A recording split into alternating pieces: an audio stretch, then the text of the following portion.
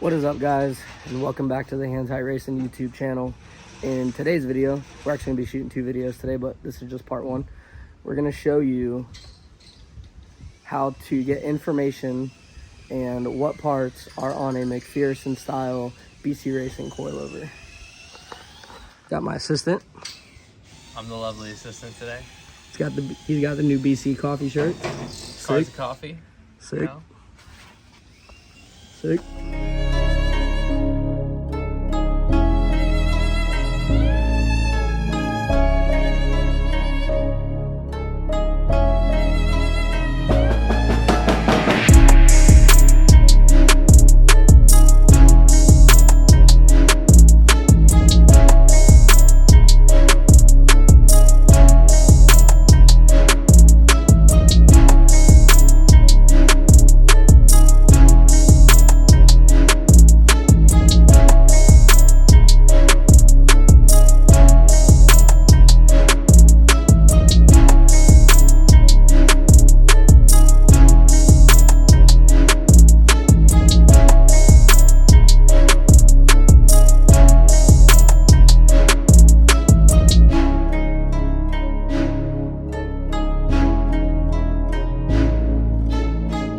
Some parts here that we're going to be testing on our 2-valve giveaway car.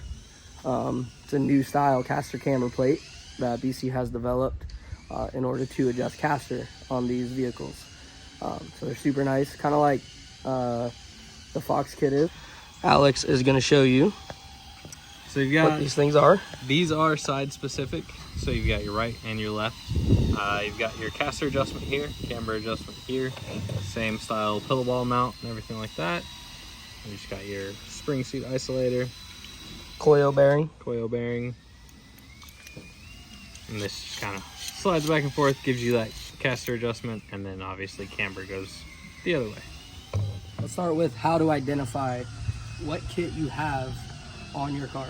So if you pick up this lower mount, which is what mounts the lower portion of the shock to the car, you'll see there's a white label here stating the make, model, and then right here in the top right there will be a letter followed by 2 numbers. And these aren't side specific lower mounts, they're the same left to right on this chassis specifically, so it just says F. If they were specific, it would say FL or FR.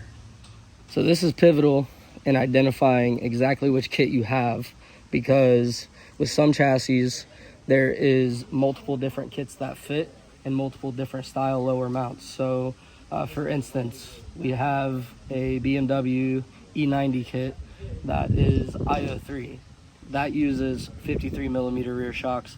We also have an I believe it's I50 for the same platform, but it's stocked in extreme low. That is a 44 millimeter rear shock. So it's very pivotal that you know what lower mount you have. And the second part is the dampers. This is very pivotal because there is no part numbers on these dampers. The only thing that will tell us anything would be this number here. You can see it's stamped F13. That means this is a McPherson style. This number kind of means nothing to you guys, but that's the different valving codes. Like if it just said F1, that'd be MF1. If it says F13, that's MF13. So it's valved differently than the original. So there's no part numbers on this. How we dictate our part numbers at BC Racing is by the measurements of the shock. So this is a 320/140. So how you measure these is, well, these McPherson style shocks anyways. A-arm cars are a different measurement. It's almost the same, but they don't have this style right here. They have like it's the same shaft all the way up, but there's a C-clip and you measure to the C-clip instead of right here at this top piece, because this is not part of the measurement of the shock right here. So how these are measured, the chrome cap is not measured. It's from here to here. So right there, got about 1.5 inches. And if you take that and convert that to millimeters, you'll get 320 millimeters. Then from here to just this piece is right around 5.5. If you take that and convert that, you'll get very close to 140. So that did add a little bit just to make it. 320 body length, that's the first part of our part number. 140 piston shaft, that's the second part of our part number. MF13, that's the third part of our part number. 22 shaft diameter, we measured that with a micrometer, just the diameter of this part of the shaft. And then M14 top pin, which is the last part of our measurement. So 320, 140, MF13, 22, M14. That's the entire part number of the shock. Then these BC springs, part number is super easy to identify on these guys, especially when they're new and don't have any corrosion on them. So 62, that's the inner diameter of the spring.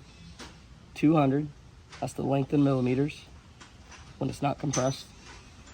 012, that means 12 kg. So 62 inner diameter, 200 millimeters in length, 12 kg. Super simple. So this is our lower lock ring. Not all lower lock rings are tapered like that. Most are, but some aren't. Some are flat, depending on the chassis. But this is our 53 millimeter lower lock ring.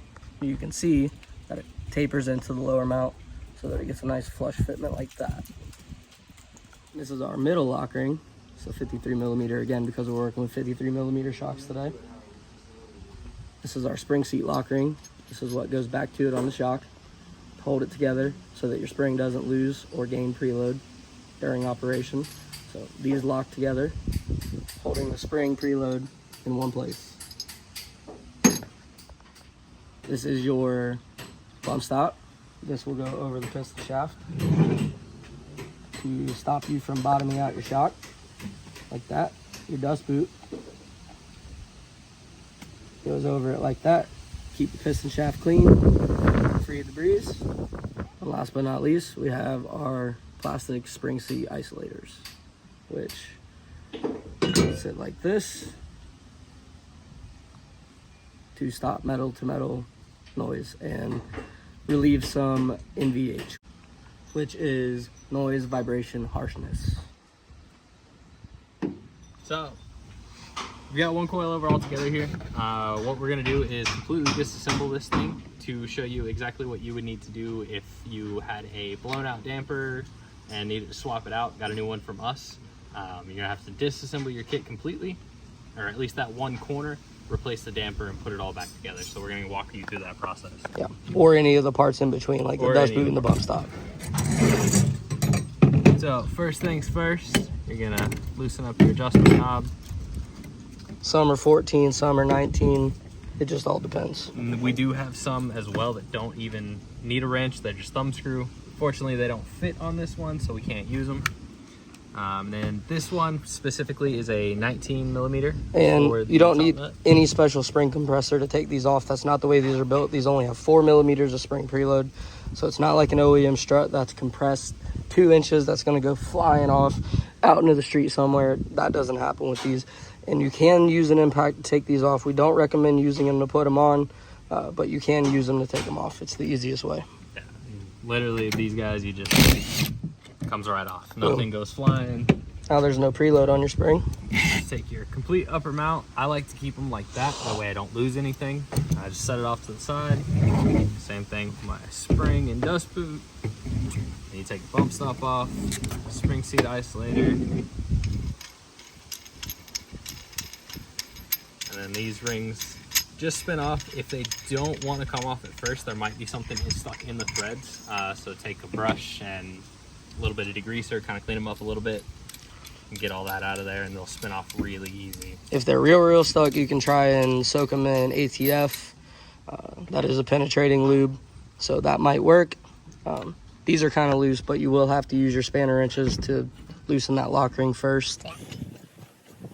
These unfortunately were already loose. Makes it a little bit faster for you guys. And your lower mount just spins off. Set that off to the side. And your lock ring, same process, just spin it all the way off. And boom, And you've got old shock's out. Old shock's out, ready to grab a new one. And then just repeat the process in reverse. Then you take your middle lock ring, slide that down. I don't know why I always start with that first. You can do it lower mount lock ring, then lower mount, and then this stuff. Really just personal preference. And this doesn't need to be spun down very far. Just enough for this spring seat lock ring to go on.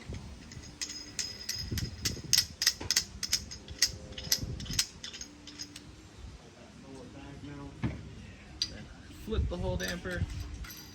Put my lower mount lock ring on. And this is how you adjust your height, by the lower mount and lower mount lock ring, not by your preload. On true coilover applications. On true coilover.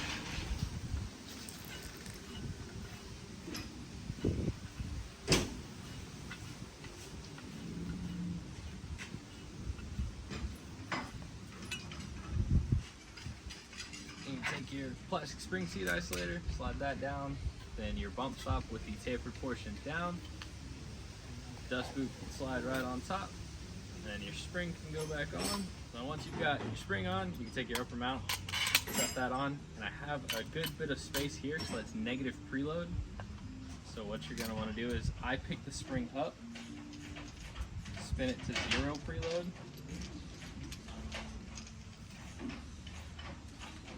All right, then you're gonna take your top nut, put it on, and I still have not preloaded the spring or anything like that. I'm just gonna get this tight. I didn't know if it was gonna bother it or not. I saw on this side it didn't really look like it. Yeah. They already done it. I was waiting to see.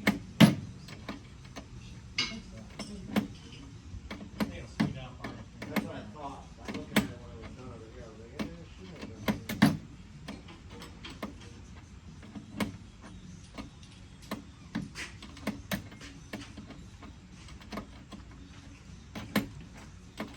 Don't really talk about speeding this part up. Yeah. So once that's tight, what I like to do is I will hold this lock ring with my hand, and then you tighten down your spring seat lock ring just until you can fit the tip of your spanner through the gap.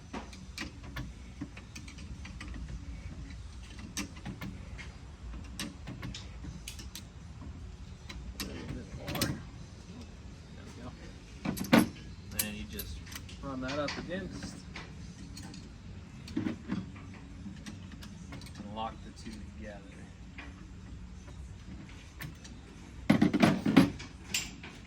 And you have successfully replaced your damper. So we hope this video was helpful for you guys with BCs and other coilovers. I mean, it's pretty much the same terminology throughout the industry. If there's anything else that we can help you with, ask us in the comments. Find us on Instagram, and we can surely answer your questions about BC coilovers.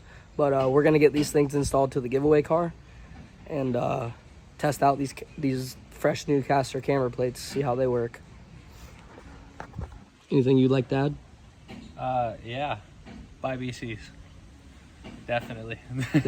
They paying you to say that? No, not at all. I just like them better than anything else.